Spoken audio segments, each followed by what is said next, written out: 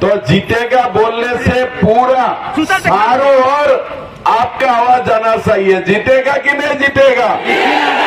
तो मेरा साथ बोलिए, भारत माता की, भारत माता की, नरेंद्र मोदी, नरेंद्र मोदी, आलोक चौरसिया, आलोक चौरसिया। बहुत बहुत धन्यवाद।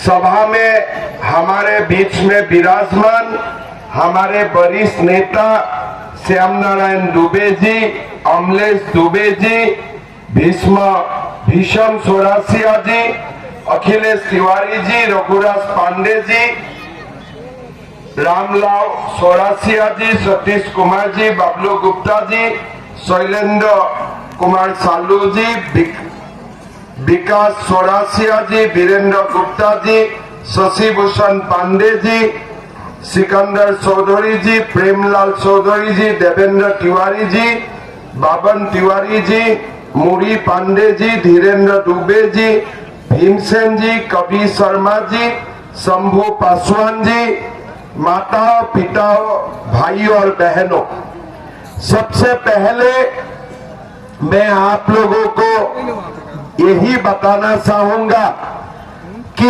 ये जो चुनाव है, ये चुनाव डाल्टनगंज का चुनाव नहीं है, एक विधानसभा का चुनाव नहीं है, ये पलामू का चुनाव नहीं है, ये पूरा चुनाव झारखंड को बसाने का चुनाव है। झारखंड में हमारा संस्कृति और सभ्यता को बसाने का चुनाव है। भाइयों और बहनों, बीते 4 महीना मैंने झारखंड को नजदीक से देखा। मैं कल्पना भी नहीं कर सकता हूं कि हमारे हिंदू संस्कृति का धरोहर ये हमारे झारखंड में रामनवमी का जुलूस भी निकालने नहीं दिया जाते हैं, और जब मुहर्रम का जुलूस निकालते हैं वो जुलूस में भी हमारे भाइयों और बहनों का ऊपर भी अत्याचार किया जाते हैं। आज झारखंड का हालत क्या है, मैं खाली आपको एक छोटे बात बताऊंगा।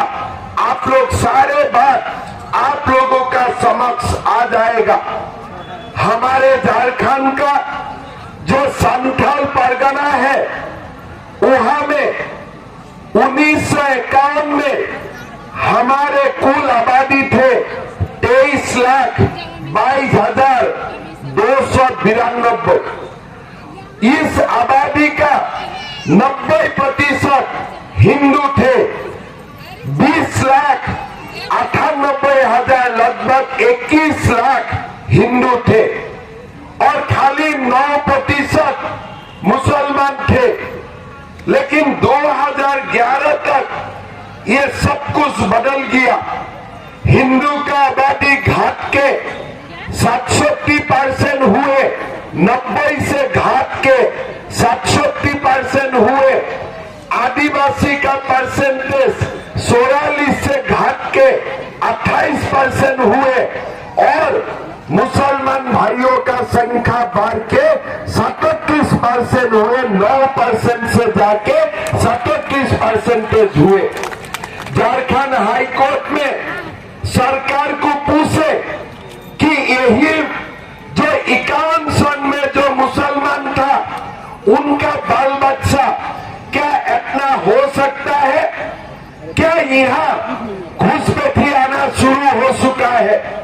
आज अगर आप साहेबगंज में देखें, जो 1951 में मुसलमान 20% थे, आज वहां में भी मुसलमान का जनगणना 35% तक बढ़े है। भारत सरकार बोल रहा है कि झारखंड में घुसपैठिया घुस रहा है, लेकिन ये जेएमएम और कांग्रेस सरकार घुसपैठियों का खिलाफ कुछ नहीं कर रहा है। क्यों? कारण वो जानते हैं, घुसपैठिया उनका वोट बैंक है। वोट का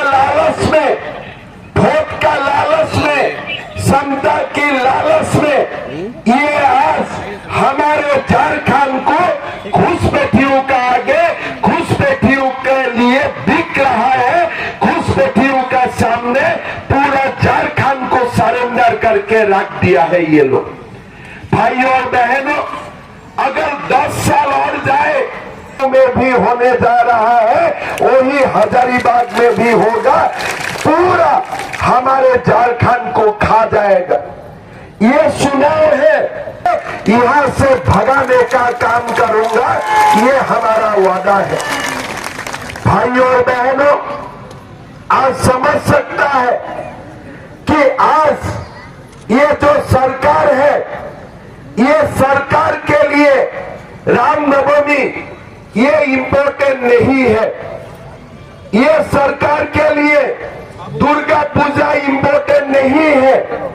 ये सरकार हमारे समाज और हमारे संस्कृति का ये लोग हमेशा विरोध करते हैं।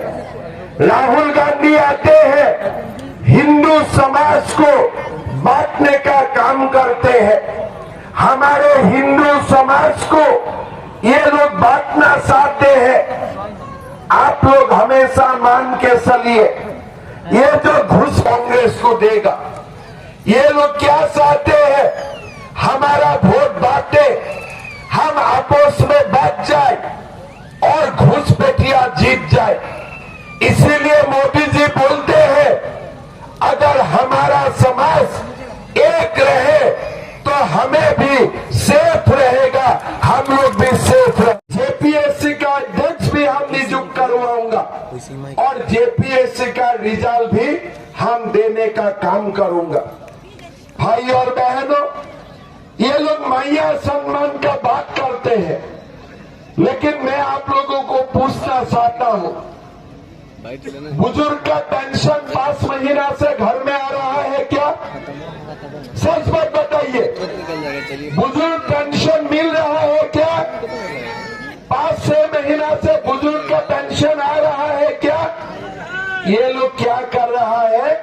बुजुर्ग का पेंशन, सासू का पेंशन काट के वो पैसा अपना बहू को दे रहा है और घर में सास बहू का बीच में झगड़ा लगा दिया है। मैं ठीक बोला हूं कि नहीं बोला हूं?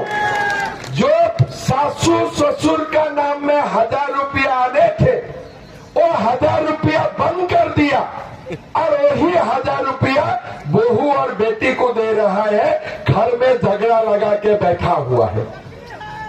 नकली है कि नहीं ये लोग? आप लोग बताइए, कितना फेरर है ये लोग, कितना फ्रॉड है। पिता माता का पेंशन बंद करके बहू को बोल रहा है 1000 रुपया और मैया सम्मान कर रहा है। लेकिन हम आपको बताना चाहता हूं, हमारा सरकार आएगा, बुजुर्ग का पेंशन हम लोग 2500 रुपया कर देगा, ये हमारा वादा है।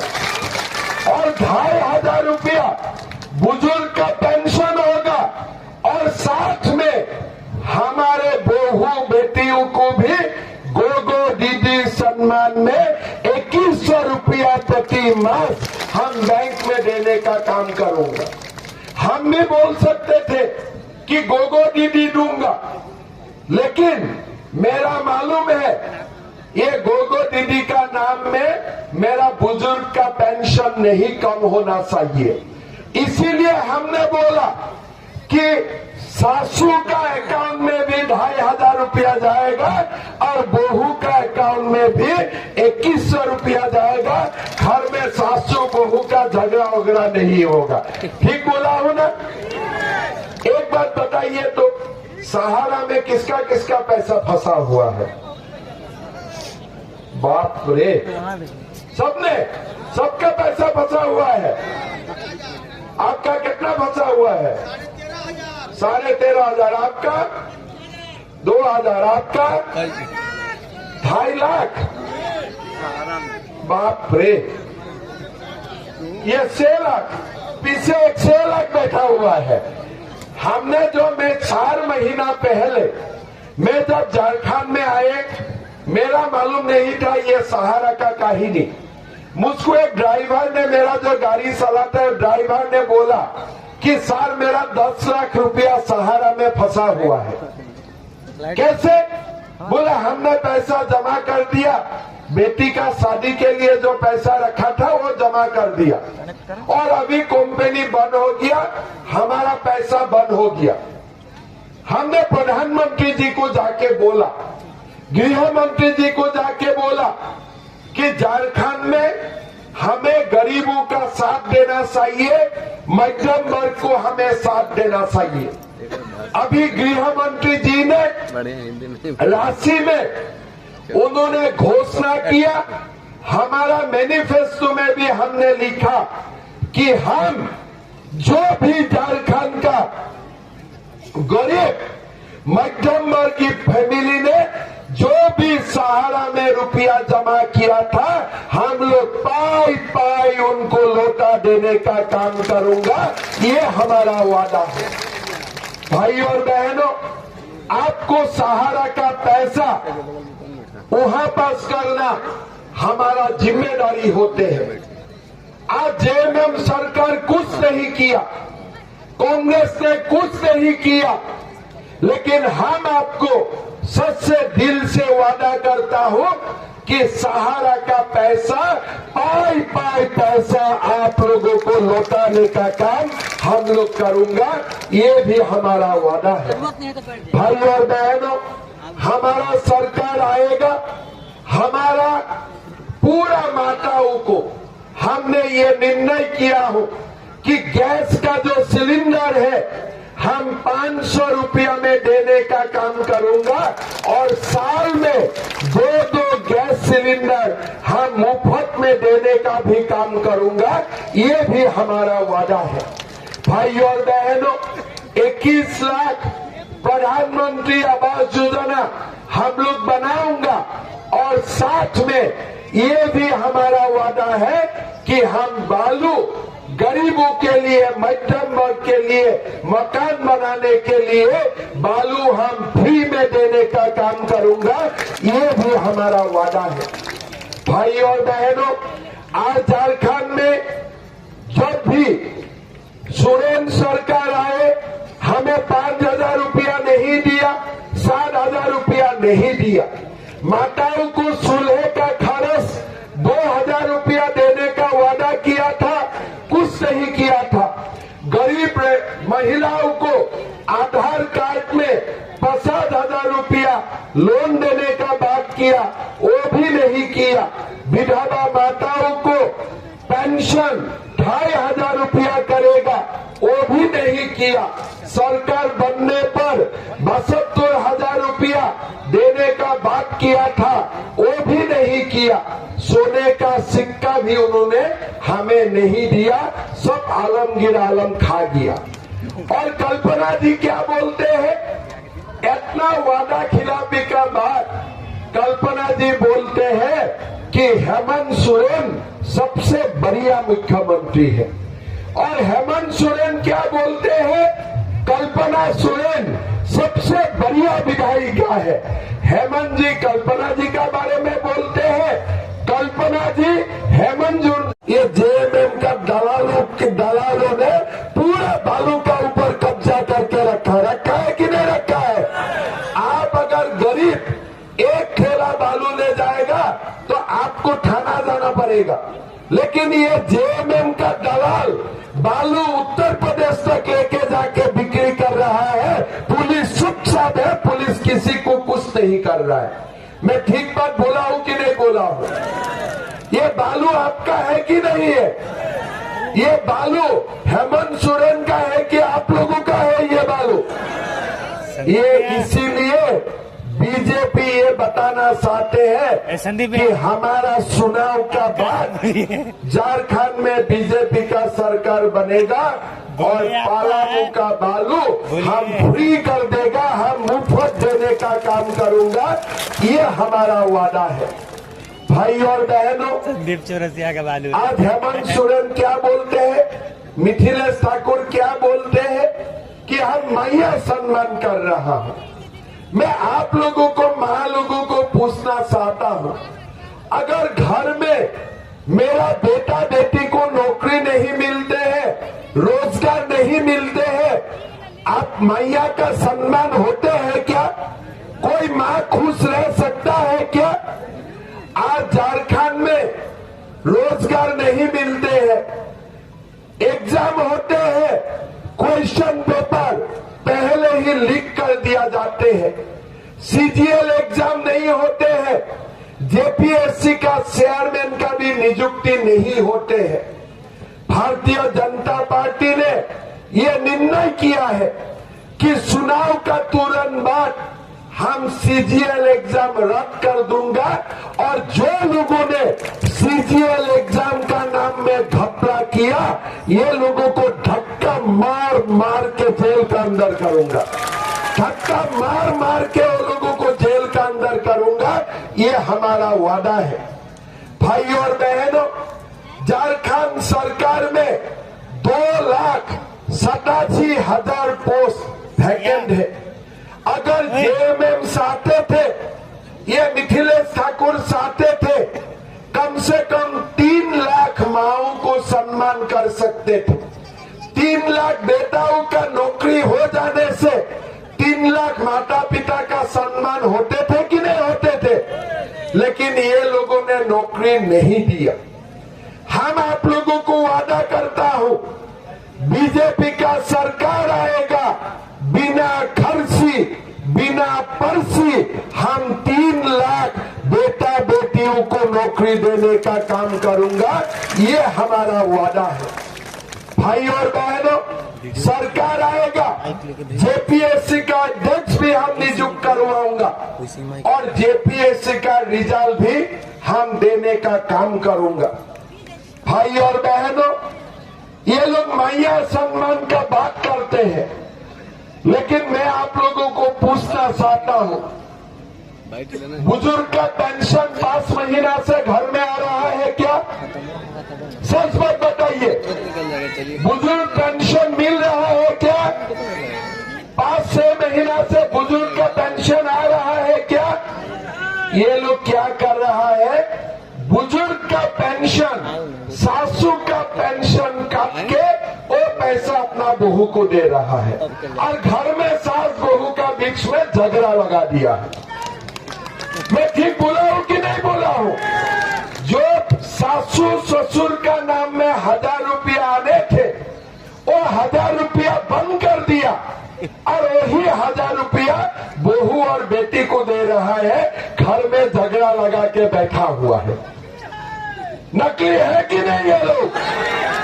आप लोग बताइए, कितना फरार है वो लोग, कितना फ्रॉड है। पिता माता का पेंशन बंद करके बहू को बोल रहा है 1000 रुपया और मैया सम्मान कर रहा है। लेकिन हम आपको बताना चाहता हूं, हमारा सरकार आएगा, बुजुर्ग का पेंशन हम लोग 2500 रुपया कर देगा, ये हमारा वादा है। और 2500 रुपया बुजुर्ग का पेंशन होगा और साथ में हमारे बहू बेटियों को भी गोगो दीदी सम्मान में 2100 रुपया प्रति मास हम बैंक में देने का काम करूंगा। हम भी बोल सकते थे कि गोगो दीदी दूंगा, लेकिन मेरा मालूम है ये गोगो दीदी का नाम में मेरा बुजुर्ग का पेंशन नहीं कम होना चाहिए। इसीलिए हमने बोला कि सासू का अकाउंट में भी 2500 रुपया जाएगा और बहू का अकाउंट में भी 2100 रुपया जाएगा। घर में सासू बहू का झगड़ा वगड़ा नहीं होगा। ठीक बोला हूं ना? एक बात बताइए तो, सहारा में किसका किसका पैसा फंसा हुआ है? बाप रे, सबने, सबका पैसा फंसा हुआ है। आपका कितना फंसा हुआ है? 13,500 आपका, 2,000 आपका, 2.5 लाख। बाप रे, ये 6 लाख, पीछे एक 6 लाख बैठा हुआ है। हमने जो, मैं 4 महीना पहले मैं जब झारखंड में आए, मेरा मालूम नहीं था ये सहारा का कहानी। मुझको एक ड्राइवर ने, मेरा जो गाड़ी चलाता है ड्राइवर ने बोला कि सर मेरा 10 लाख रुपया सहारा में फंसा हुआ है। कैसे? बोला हमने पैसा जमा कर दिया, बेटी का शादी के लिए जो पैसा रखा था वो जमा कर दिया, और अभी कंपनी बंद हो गया, हमारा पैसा बंद हो गया। हमने प्रधानमंत्री जी को जाके बोला, गृह मंत्री जी को जाके बोला कि झारखंड में हमें गरीबों का साथ देना चाहिए, मध्यम वर्ग को हमें साथ देना चाहिए।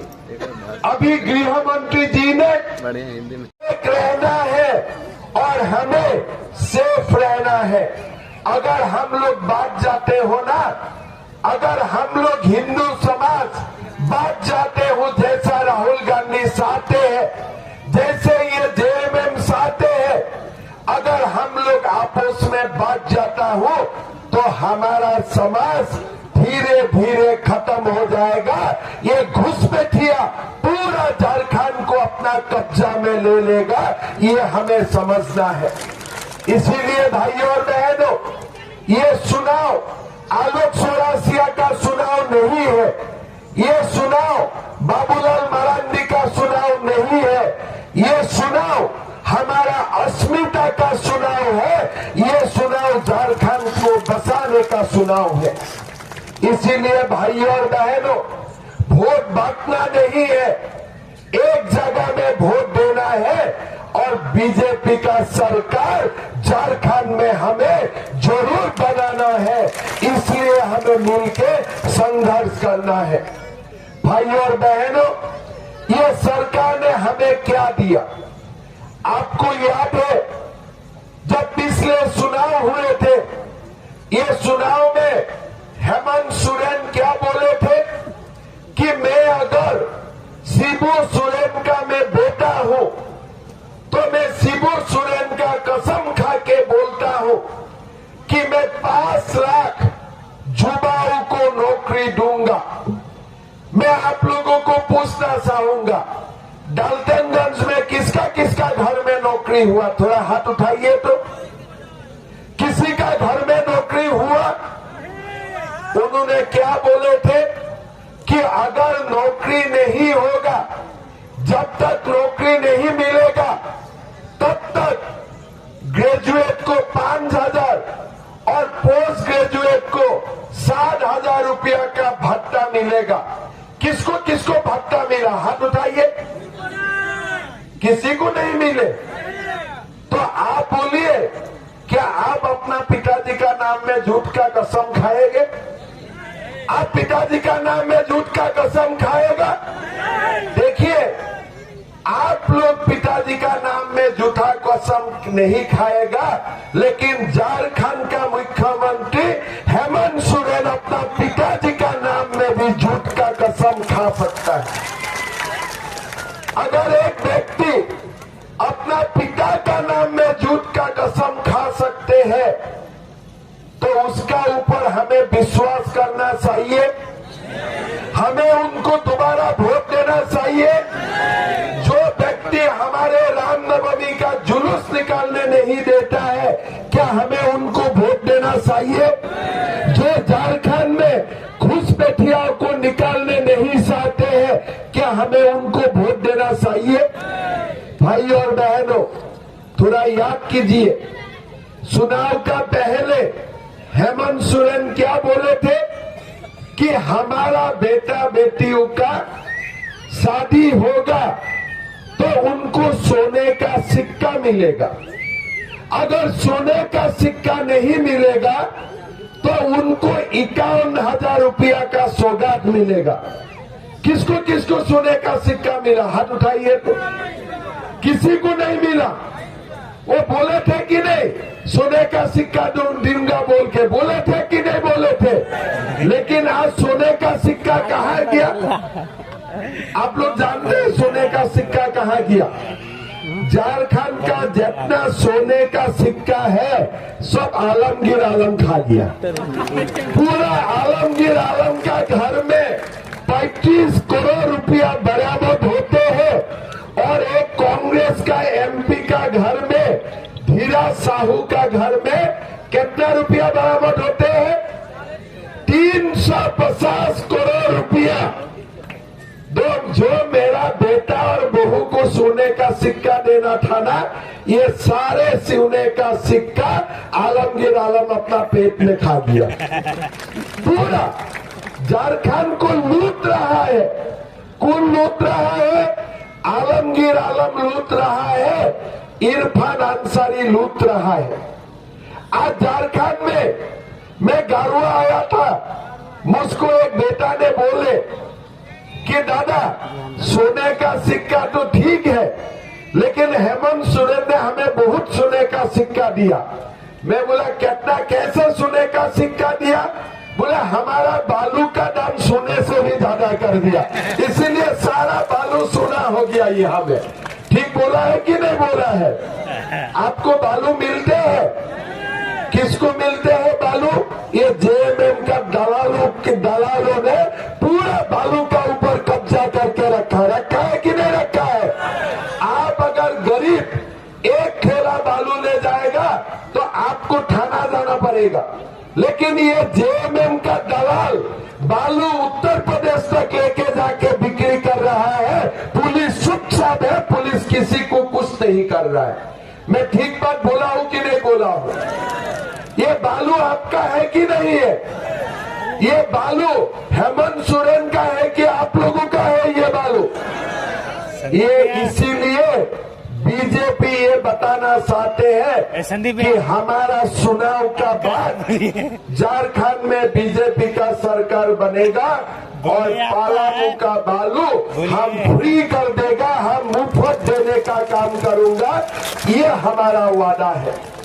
भाई और बहनों, संदीप चौरसिया का बालू आज हेमंत सोरेन क्या बोलते हैं, मिथिलेश ठाकुर क्या बोलते हैं कि हम मैया सम्मान कर रहा हूं। मैं आप लोगों को, मां लोगों को पूछना चाहता हूं, अगर घर में मेरा बेटा बेटी को नौकरी नहीं मिलते हैं, रोजगार नहीं मिलते हैं, आप मैया का सम्मान होते हैं क्या? कोई मां खुश रह सकता है क्या? आज झारखंड